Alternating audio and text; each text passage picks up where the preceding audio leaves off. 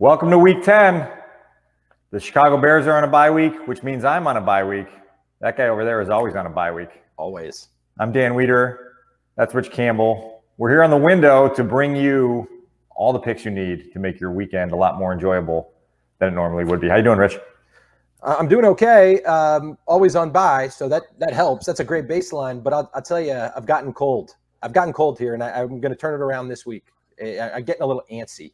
Well, antsiness is never a good feeling to have because it can force you into some areas that you don't want to go in. I know. But I have faith in you. I respect you. I think you can get this thing back on track.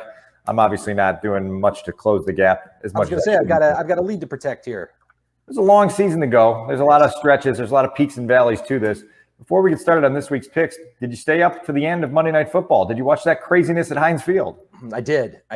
And probably like a lot of people left the Bears for dead at halftime. Special teams came up with a play, right? Got him back in the game. And Justin Fields found something in the second half there. He did not play a good first half, but it was encouraging to see him make some throws. His athletic ability played into a lot of those throws and kept them alive. And the Bears had some calls go against them, right? Did they ever?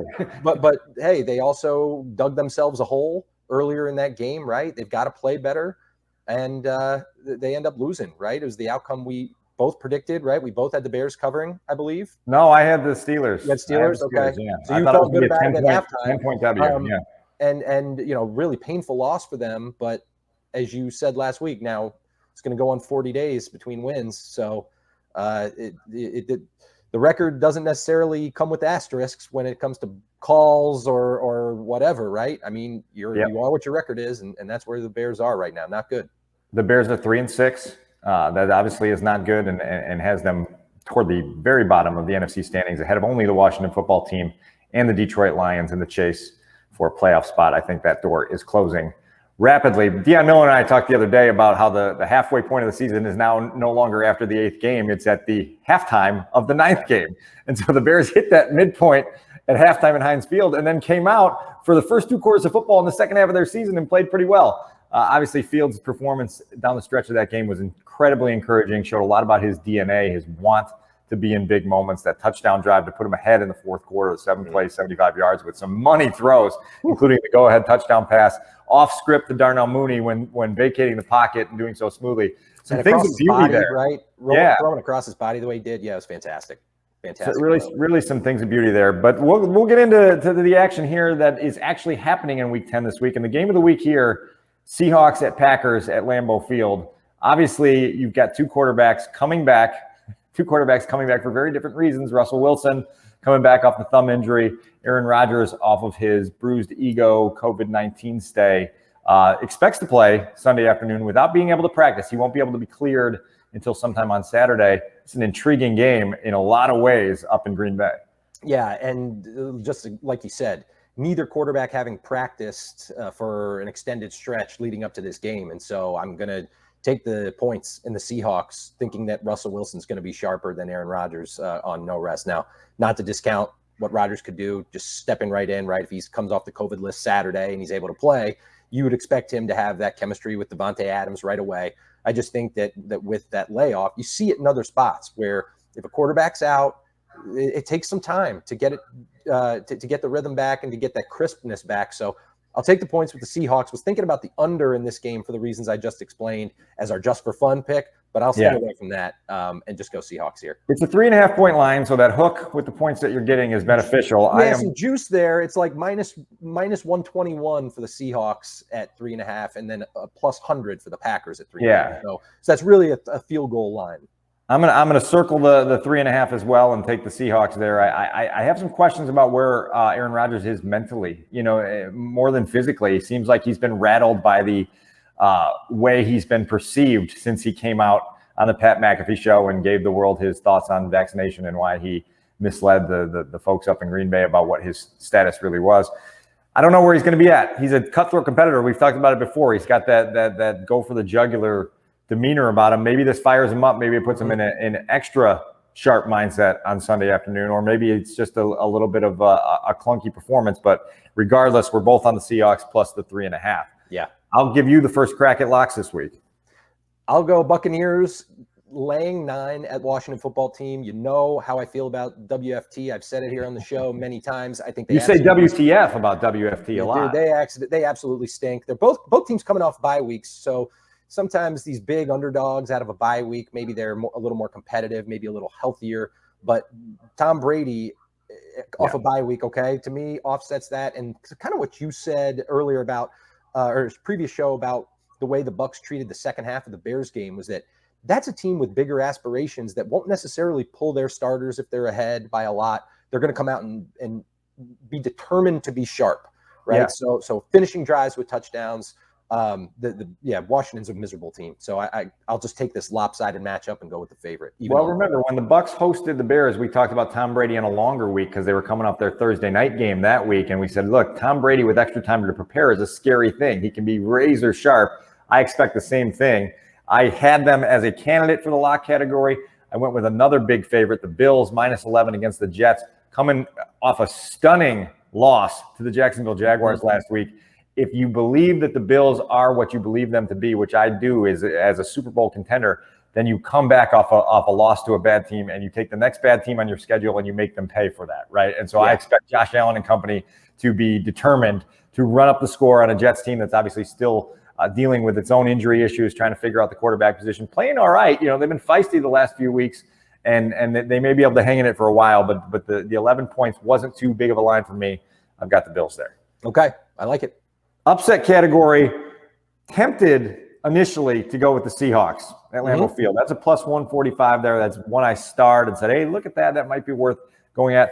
I'm going with a Falcons team with huge plus odds here, +330 against the Dallas Cowboys. Obviously, the Cowboys got blown out. Stunning result last week against the Denver Broncos, and you say, boy, they're going to bounce back quickly. There's something about this Falcons team that gives them an opportunity to stay in games. They obviously pull out a game late last week against the Saints. Cordero Patterson has found life with friend of the program Dave Ragone in Atlanta, who has found a way to use Cordero Patterson like no one else in the league has ever figured out how to use Cordero Patterson on a consistent basis. I give the Falcons a shot in this one, and with the +330, that's a big number. You hit on that one, that gives you a boost for several weeks to come, so that's where I'm going. Very interesting that you'd go to that with Dallas trying to rally after a bad loss at home to the Broncos last week. That was a 10-point spread, so that money line would have been even bigger than what you're right here on the. There were some ones last week that would have paid off. The Jaguars and the Broncos being two of them. Oh, absolutely. Yeah. Wow. Some.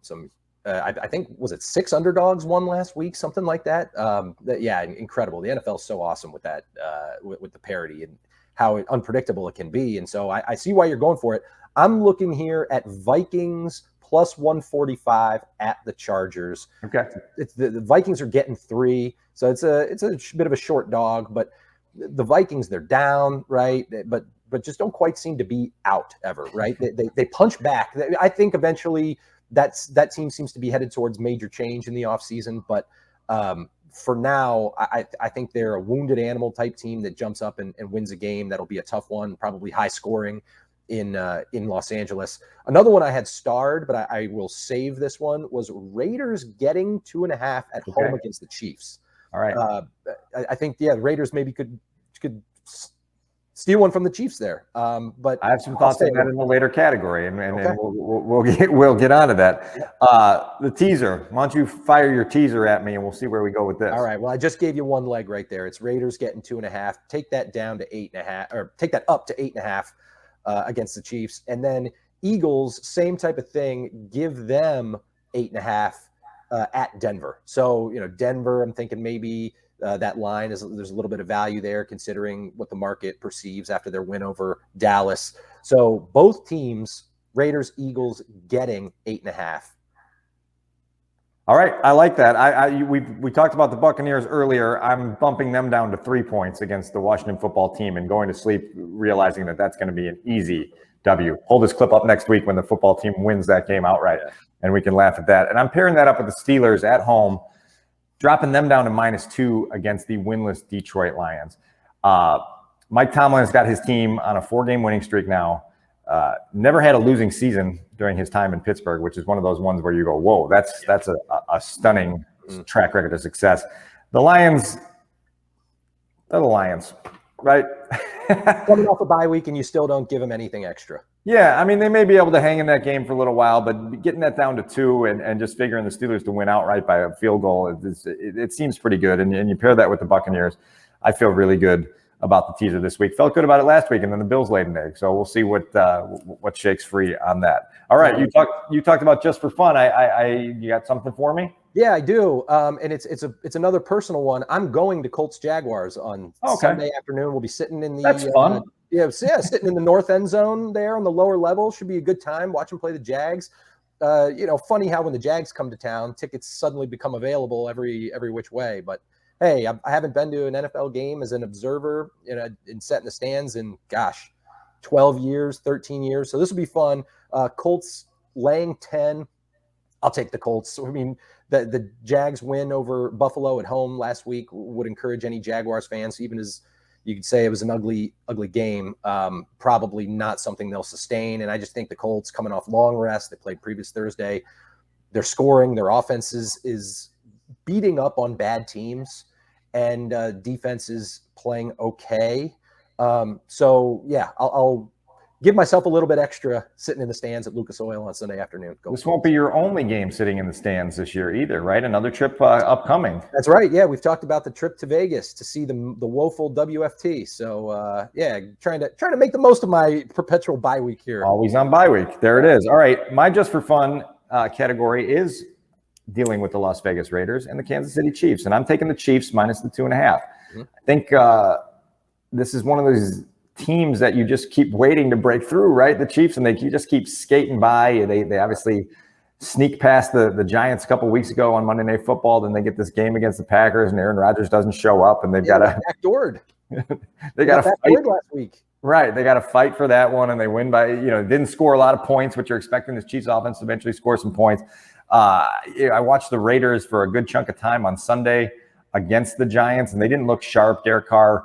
A couple costly interceptions in that game, and it feels like the Chiefs, if they want to solidify themselves as a legitimate top seed candidate in the AFC, they go and handle their business in Las Vegas. We'll see what happens. So there, college special. I'm going to go first on this because I know you're kind of almost tempted to just pass and sleep through all of Saturday and not pick college games anymore. How many in a row have you dropped?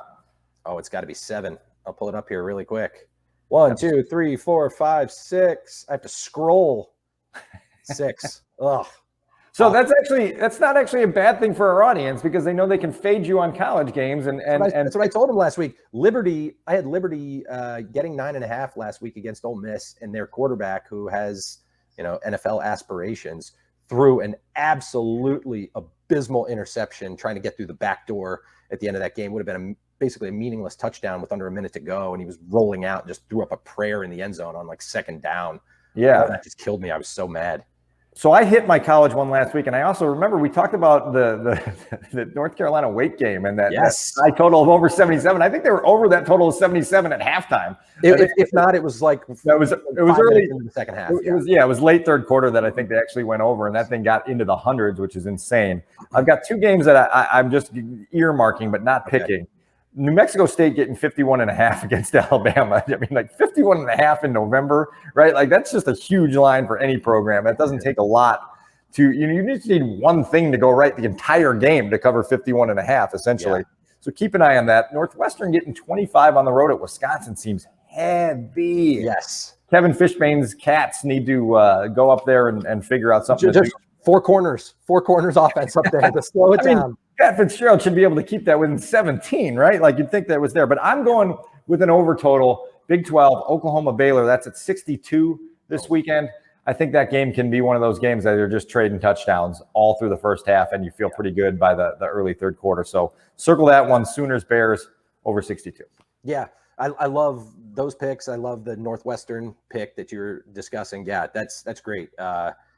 Our listeners know that. I hate that you love those because now it means no. You, when I hear them, I go, man, I should have thought of that. So my mentally, I'm not there. So here's what to fade. I've got Utah laying 24 at Arizona. This is a mismatch in the Pac-12. Arizona stinks. They won their first game last week. They beat Cal 10-3. And, it was basically like TP the quad and go nuts. This 24 points would equal Arizona's biggest margin of defeat for the season. So it's not like they're getting blown out by margins that are bigger than this, which is why I'm taking Utah. One of the teams at the top of the Pac-12 to just put it on Arizona with much bigger aspirations, looking forward. So they need a good win, and fade it if you want it right there. If I know you, you may seek out an Arizona watch party just to have some extra. I've been known to do that, and when you say that, I don't discriminate between University of Arizona or Arizona State. I'll go to either one. Nor should you. Always good watch parties for those schools, without question. They turn out well. Yeah, one of those in Dallas once upon a time. I think it was 2016. We stumbled into one. I don't remember that. Without even knowing. Yeah, you shouldn't remember it. But that's it. That's a full weekend of football. Even though you're always on bye week, I'm on the bye week. I'll actually be traveling during some of the Sunday action and hoping that the United Airlines flight has a little bit of live TV that I can watch and track this stuff. But should be a fun week. The Bears will return to action after the bye week against the Ravens, who lost on Thursday night to a terrible Miami Dolphins team. That was a shocking upset. Hey, I think the Dolphins are a lot better with their backup quarterback in. You know how I feel about Tua. I think he stinks. And I was on the Texans a week ago. Well, Tua rallied him last night. Is that right? Yeah. I slept. I thought Jacoby Brissett got hurt. Tua came in, and that was how they won. I'm always on bye. and also, what we got to get into next week is the Carolina Panthers reuniting with Cam Newton.